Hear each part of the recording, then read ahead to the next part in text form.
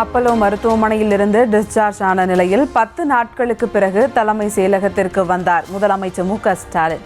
புகழ்பெற்ற உயர்கல்வி நிறுவனங்களின் சேர்க்கை பெற்ற ஆதி திராவிடர் மற்றும் பழங்குடியின மாணாக்கர்களுக்கு மடிக்கணினிகள் வழங்கி பாராட்டு. மாவட்டம் குன்னூர் அரசு ஆதி திராவிட மேல்நிலைப்பள்ளி மாணவி எஸ். கயல்வெளி கியூட் தேர்வில் வெற்றி பெற்று தில்லி பல்கலைக்கழகத்தின் மிரண்டா ஹவுஸ் கல்லூரியில் இளங்கலை படிப்பிற்கு தேர்வாகியுள்ளார்.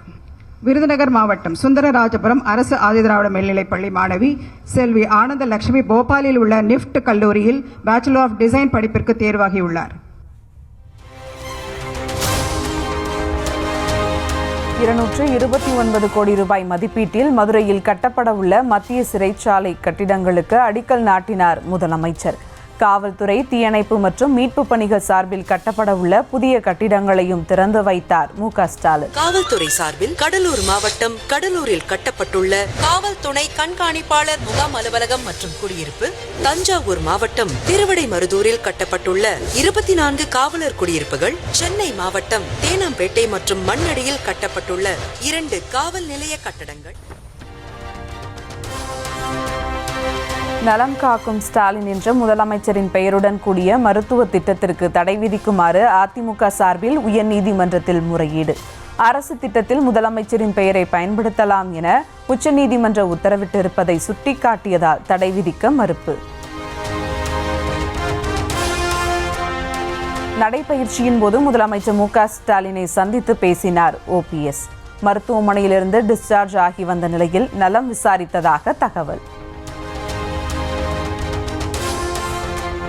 முதலமைச்சர் மு.க.ஸ்டாலினுடன் தேமுதிக பொதுச் செயலாளர் பிரேமலதா விஜயகாந்த் சந்திப்பு.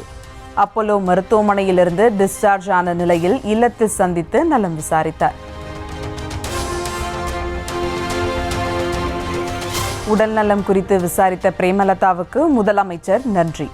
நட்புடன் நலம் விசாரித்தமைக்கு நன்றி என எக்ஸ் பக்கத்தில் பதிவு.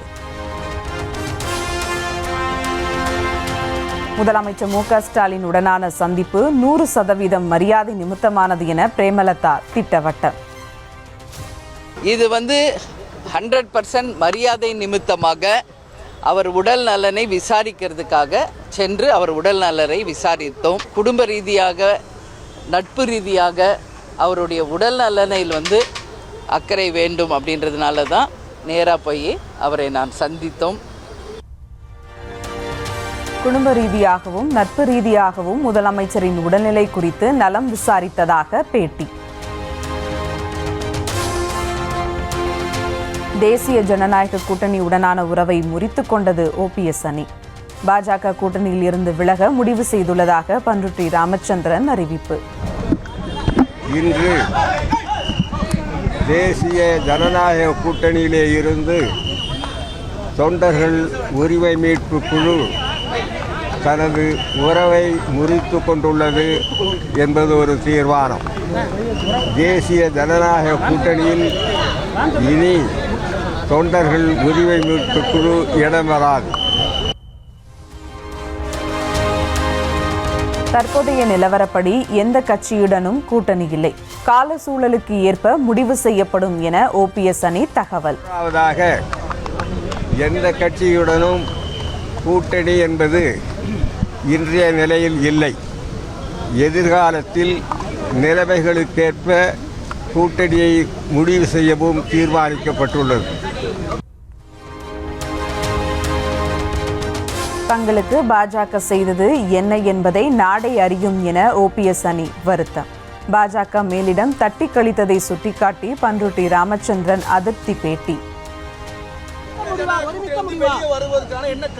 காரணங்கள் நாடு அறிந்ததுதான், நாம் எடுத்து சொல்ல வேண்டிய அவசியம் இல்லை.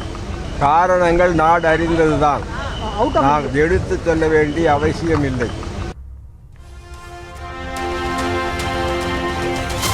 சென்னை, செங்கல்பட்டு, காஞ்சிபுரம் உள்ளிட்ட 10 மாவட்டங்களில் டெங்கு பரவல் அதிகரித்து வருவதாக தகவல்.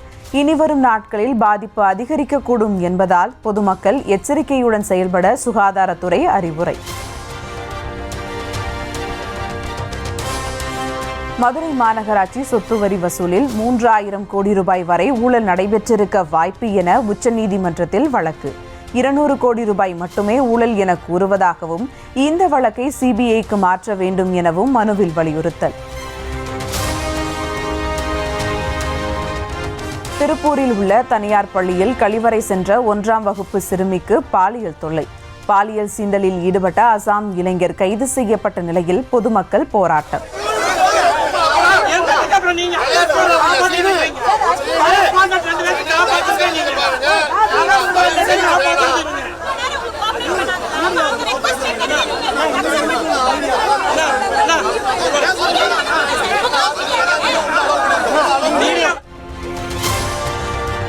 மேட்டூர் அணைக்கு நீர்வரத்து வினாடிக்கு 30,500 கன அடியாக குறைந்தது. நீர்மட்டம் 120 அடியாக நீடிக்கும் நிலையில் வருகின்ற நீர் அப்படியே வெளியேற்றம்.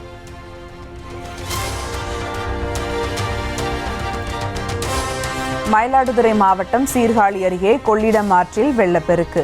விளைநிலங்கள் மற்றும் குடியிருப்புகளை தண்ணீர் சூழ்ந்து நிற்பதால் மக்கள் அவதி. திருவள்ளூர் மாவட்டம் பெரியபாளையம் அருகே பாமக தலைவர் அன்புமணி ராமதாஸ் 5வது நாளாக நடைபயணம்.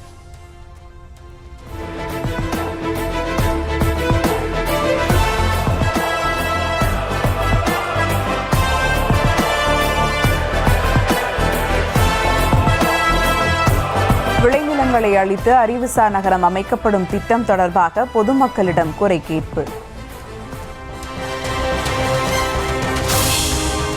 மென்பொறியாளர் கவின் ஆணவ கொலை வழக்கில் சிபிசிஐடி விசாரணை தொடக்கம்.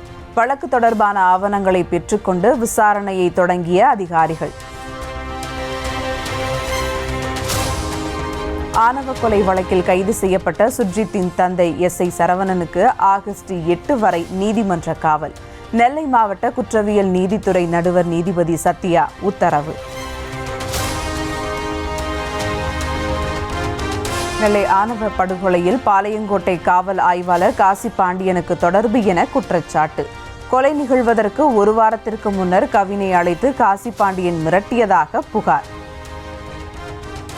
இன்ஸ்பெக்டர் காசி பாண்டியன் என் பையனை இந்த கொலை பண்ணதுக்கு முன்னாடியே ஒரு 20 நாளைக்கு முன்னாடி என் பையனை இந்த கையை காலை ஒடிச்சு விட அப்படி ரொம்ப மிரட்டியிருக்கான்.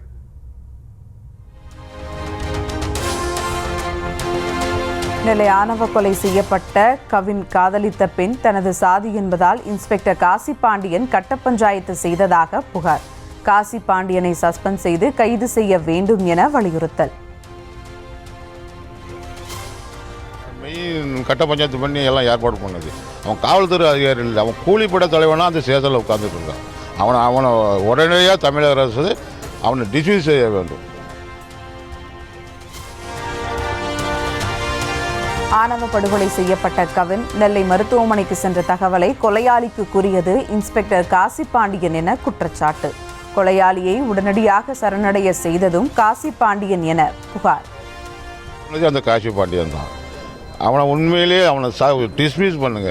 அந்த அங்கே இருந்து அவன் சமூகத்துக்கு தான் அவன் சேவை செய்கிறவங்க காவல்துறைக்கு சேவையே செய்யலாம். நான் உடனே ஆஜர்படுத்திடலாம் நான் இருக்கேன்னு சொல்லி எல்லாத்துக்குமே காரணம் அந்த காசி பாண்டியன் தான் நிறைய வேலையை செஞ்சுட்டு இருக்கிறாப்புல. கவினும் தானும் உண்மையாக காதலித்ததாக சுபாஷினி வீடியோ. அப்பா கேட்டபோது கொஞ்சம் அவகாசம் தேவைப்பட்டதால் காதல் குறித்து சொல்லவில்லை என விளக்கம். நானும் கவினும் ரொம்ப ட்ரூவாக லவ் பண்ணோம்.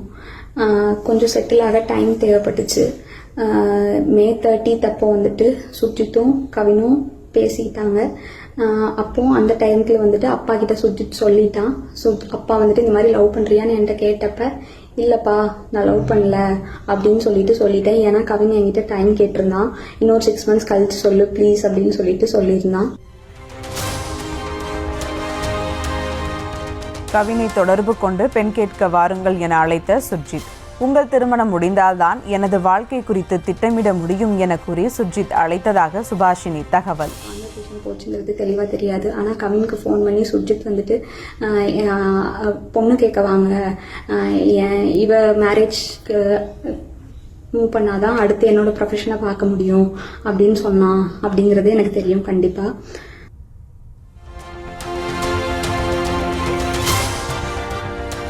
நடந்த சம்பவத்திற்கும் தனது தாய் தந்தைக்கும் தொடர்பு இல்லை என சுபாஷினி வீடியோ.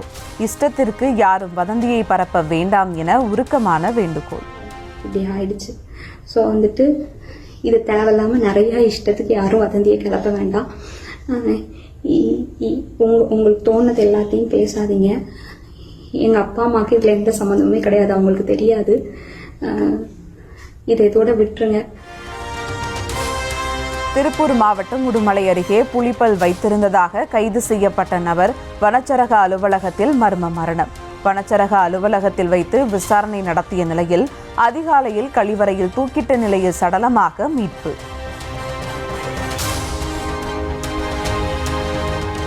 திருப்பத்தூர் மாவட்டம் ஆம்பூரில் ஃபர்தா அணிந்து வந்த கொள்ளையன் வீட்டிற்குள் புகுந்து நகை பறிப்பு. பெண்களிடம் கத்தியை காட்டி மிரட்டி 40 சவரன் நகை 5 லட்சம் ரூபாயை பறித்து சென்றதால் பரபரப்பு.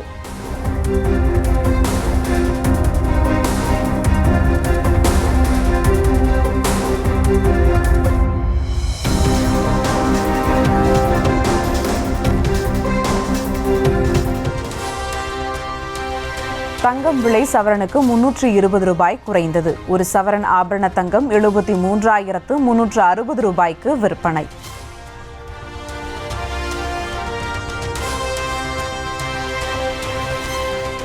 மகாராஷ்டிரா மாநிலம் மாலேகானில் மசூதி அருகே நிகழ்த்தப்பட்ட வெடிகுண்டு தாக்குதலில் 6 பேர் உயிரிழந்த வழக்கில் தீர்ப்பு அறிவிப்பு. பாஜக முன்னாள் எம்பி பிரக்யா சிங் தாக்கூர் உள்ளிட்ட குற்றம் சாட்டப்பட்ட 7 பேரையும் விடுதலை செய்தது மும்பை NIA சிறப்பு நீதிமன்றம். மலையாள ராப் பாடகர் வேடன் மீது மேலும் ஒரு பாலியல் வன்கொடுமை வழக்கு. மருத்துவர் ஒருவர் அளித்த புகாரின் பேரில் நடவடிக்கை. தொடர் மழையால் உத்தரப்பிரதேசம் கங்கை மற்றும் யமுனை நதிகளில் வெள்ளப்பெருக்கு. ஆற்று நீர் கிராமங்களுக்குள் புகுந்ததால் பொதுமக்கள் அவதி.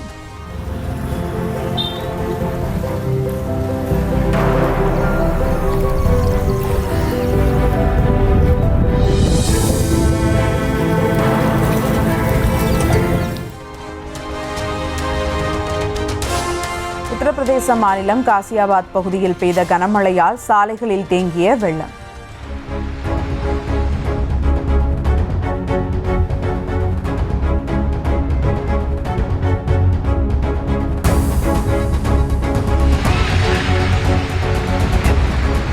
வெள்ளம் தேங்கியுள்ளதால் வாகன போக்குவரத்து கடுமையாக பாதிப்பு.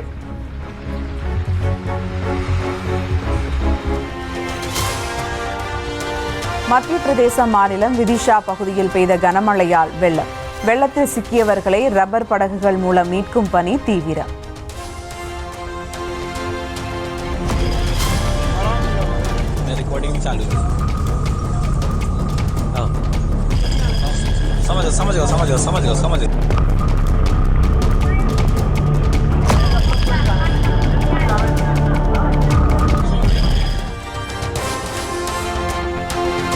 திருச்செந்தூர் முருகன் கோவிலில் மூத்த குடிமக்கள் வரிசையில் 5 மணி நேரம் காத்திருந்த பக்தர்கள். குடிநீர், இருக்கை போன்ற வசதி இல்லாமல் தரிசனம் செய்யாமல் திரும்பி வந்துவிட்டதாக குற்றச்சாட்டு.